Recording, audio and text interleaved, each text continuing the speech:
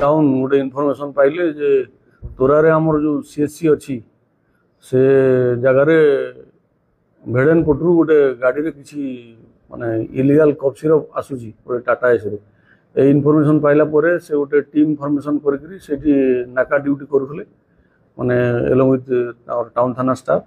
आउ से सस्पिशियस गाड़ीटा आसला परे से माने डिटेन कले डिटेन करकरी चेक कला परे सेतरे जणा पड़ला जे कफ सिरप अछि आउ से ड्राइवर थिला आउ जणी थिला ता संगे पचारला परे से माने से जो कफ सिरप आनी तार किसी डॉक्यूमेंट्स देखै पारलेनी तेणु से रिलेटेड आम टाउन थाना गोटे केस है 208 under section 21C 2529 NDPS act रे आउ से 831 बोतल कफ सिरप सीजर होती टाटा एसीटा सीजर होकर मुदाला मानकर मोबाइल भी सीजर हो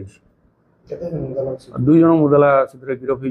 आज से विरुद्ध में कार्यानुष्ठान निया तोरा सीएससी जोटा अच्छी से रास्ता पर बोतल आप 200 हिसाब कर लक्षाधिक टकर।